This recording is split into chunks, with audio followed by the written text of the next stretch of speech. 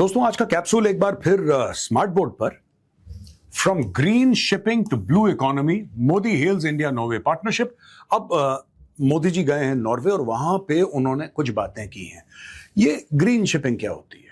जब आप शिपिंग है, बड़े बड़े कंटेनर शिप्स होते हैं, बहुत बड़े बड़े तरह शिप्स ट्रेड होती है, उसमें ऑयल जाता है, दुनिया भर की चीजें जाती हैं। तो आप किस तरीके से ग्रीन एनर्जी का इस्तेमाल करते हैं, अपना कार्बन फुटप्रिंट कम करते हैं, एक तो ये चीज। और ब्लू इकोनॉमी ये है कि जैसे कोस्टल एरियाज के आपने रिसोर्सेज इस्तेमाल करे विदाउट जो वहां पे जो बायोडाइवर्सिटी है उसको आपने डैमेज नहीं किया।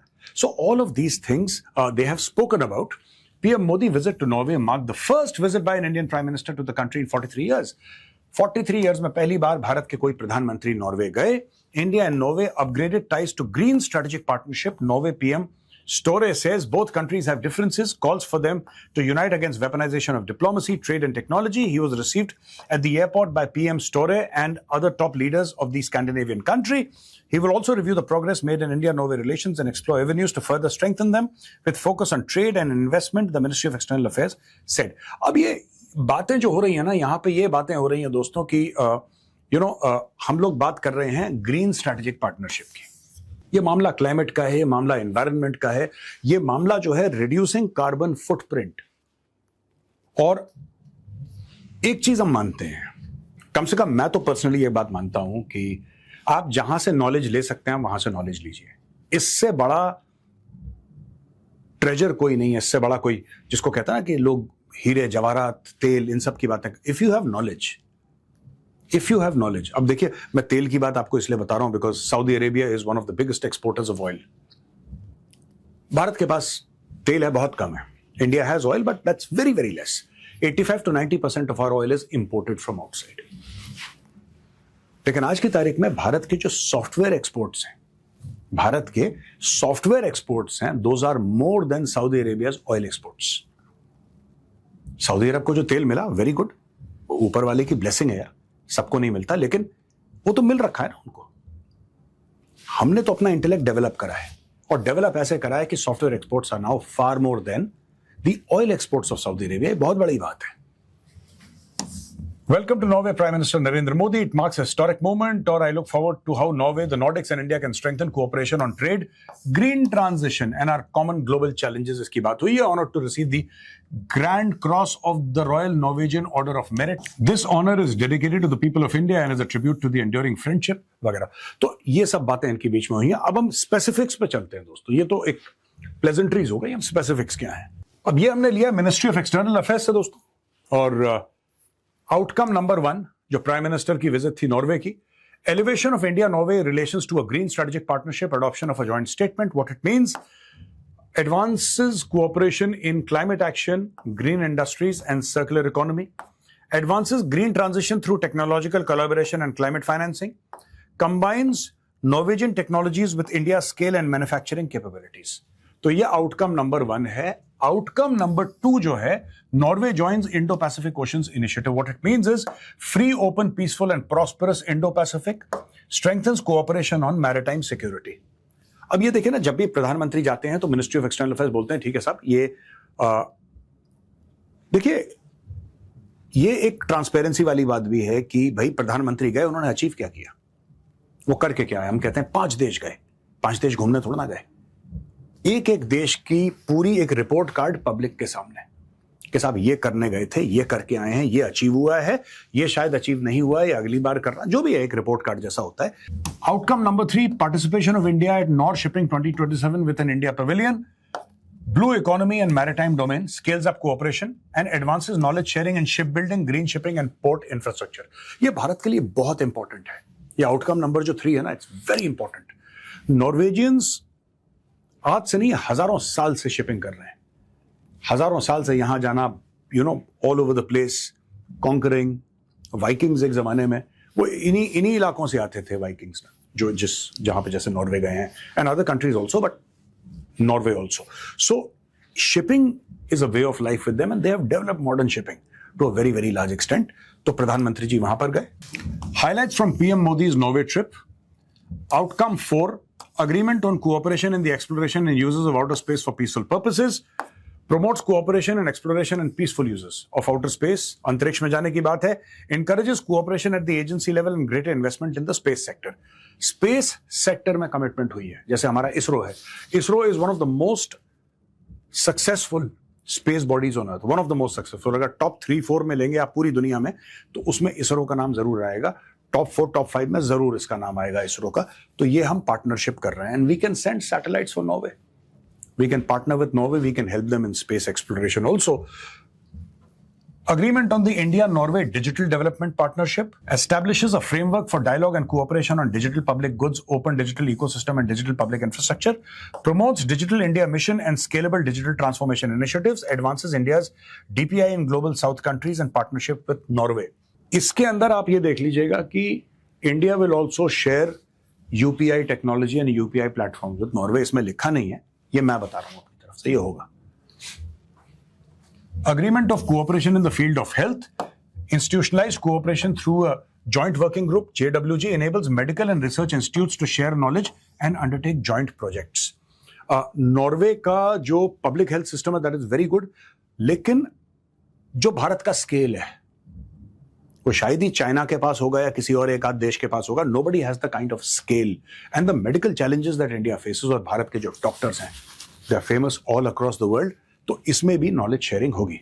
आउटकम 7 है agreement for providing specialised consultancy services for construction of tunnels, slope stability and capacity building. What it means, tunnels and slope stability for roads and highways, project to project cooperation including technical consulting, safety audits and potential joint building. दोस्तों, कहानी है इसमें Norway के बारे में. Norway ने एक जमाने में ड्यूरिंग सेकेंड वर्ल्ड वॉर, जब हिटलर का खतरा था, तो इन्होंने पहाड़ों के बीच में टनल्स बनाए थे. उस समय 80-85 साल पहले इन्होंने टनल्स बनाए थे और उन्होंने सब कुछ, मतलब जिसको कहता है ना कि they just took care of everything inside. अब जब रूस का खतरा आया, जब रशिया का खतरा आया, रशिया ने यूक्रेन को अटैक किया, तब उन्होंने वो टनल्स जो इतने साल पुराने थे उनको रिएक्टिवेट करने की बात. मैं ये नहीं, इसका कोई डिफेंस से या नेशनल सिक्योरिटी से या जियोपॉलिटिक्स से लेना देना नहीं है. I am just saying that the Norwegians are masters at tunnelling. और जैसे हम लोगों का, आप देखते हैं ना, कहीं पौड़ी गढ़वाल में या कहीं पे ऊपर जा रहे हैं, वहां पे कलैप्स कर गया, क्योंकि हिमालयाज आर यंग माउंटेन्स. ऐसा नहीं कि हमारी टनलिंग टेक्नोलॉजी खराब है, लेकिन बात ये होती है कि हिमालयाज आर यंग माउंटेन्स. बाकी जो माउंटेन्स हैं, they are very very old mountains. तो वहां पे लैंडस्लाइड होना, कलैप्स कर जाना माउंटेन, ये बहुत कॉमन होता है पहाड़ी इलाकों में. आप देखेंगे उत्तराखंड में, देखेंगे हिमाचल में, कहीं पे भी ये बड़ा कॉमन होता है. तो यहां पे ये चीज है कि how to best practices, collaboration on geotechnical projects with a focus on tunnels and slope stability, roads, highways. तो भारत बना रहा है, इससे बहुत ज्यादा फायदा है. Agreement on technology cooperation, promote joint research in clean energy, climate action, healthcare and blue economy, encourage exchange of scientists, researchers and expertise. इसमें बहुत काम आएगा. नॉर्वे के पास कटिंग एज टेक्नोलॉजी, और भारत जितना रिसर्च करता है, भारत के जो साइंटिस्ट्स हैं, that is another area where both the nations can collaborate. And outcome number 9, collaboration agreement between the Council of Scientific and Industrial Research India and Stiftelsen Sintef Norway. Sustainable development projects, bio-based materials, ocean energy and carbon capture, circular economy solutions. तो ये सारी की सारी चीजें हैं जिसके ऊपर ये लोग आपस में बातचीत कर रहे हैं. और एक बात हुई है कि yes, let us jointly work on all these things.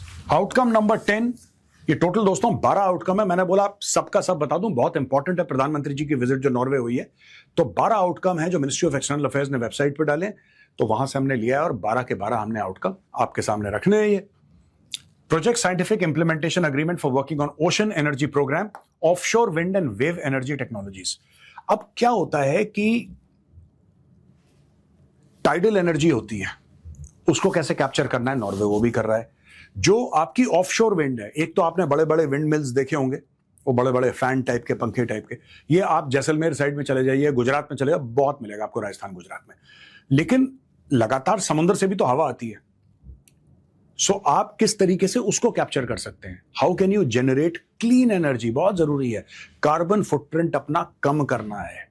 हम जो ये this carbon that we let into the atmosphere, it damages the atmosphere, किस तरीके से हम इसको बेहतर और बना सकते हैं. Supports development of sustainable ocean energy systems, deep water renewable energy solutions. ये सारी की सारी चीजें हम ये दिखा रहे हैं. देखिए, ये देखिए पानी है, पानी के नीचे फैंस हैं. ये ये प्रोपेलर्स लगे हुए हैं पानी के नीचे। तो क्या हो रहा है कि टाइड आ रही है, पानी की लहरें 24 घंटे चलती रहती हैं आगे पीछे आगे पीछे। वो लहरें जब चलती हैं वो फैंस को प्रोपेल करती हैं। जैसे कि अगर पंखा होता है ना, कोई पंखा है, अगर हवा आती है तो फैन अपने आप घूमता है, उसी प्रकार से जब फोर्स आती है तो फैन अपने आप घूमता है।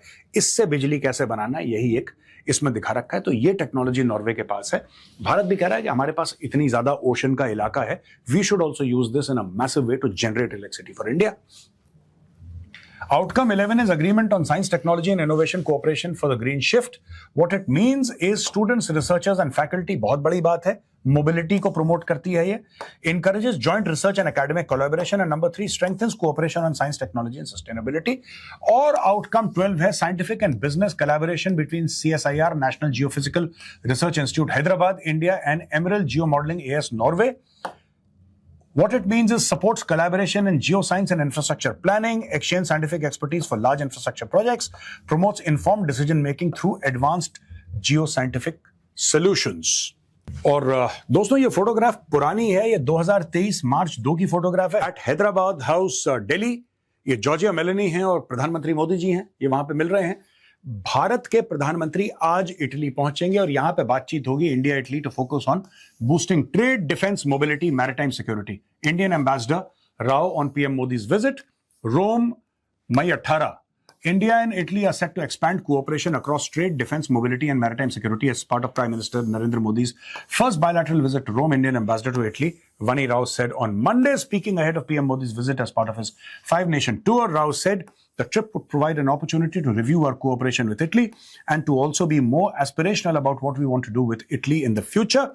She outlined 4 key areas to focus on the high-level engagement with trade, defense, mobility, and maritime security ports as key priority sectors for talks, while highlighting the growing strategic convergence between New Delhi and Rome in Indo-Pacific and Mediterranean regions. जब भी कोई Indo-Pacific की बात करता है दोस्तों, तो आप मान के चलिए कि वो चाइना की बात कर रहा है. This is where the danger lies in the Indo-Pacific. But defense के बारे में, yes, Italy has got some great defense manufacturers, arms manufacturers, बहुत solid हैं, world renowned, top quality stuff Italy का.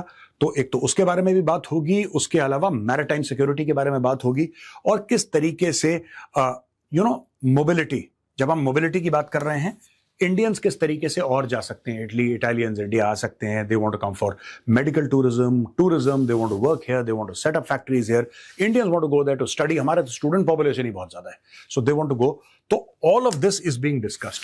तो 5 देश आज शाम तक पहुंच जाएंगे इटली, और फिर वो ज्यादा तो रहते नहीं मोदी जी कहीं पे, तो may be in 24 hours he leave. But at the same time देखिए, 5 बड़े देश में जाना और 5 बड़े देशों से 5 बहुत बड़ी डील्स करके वापस आना, जिससे भारत में आगे चल के सबको फायदा मिलेगा.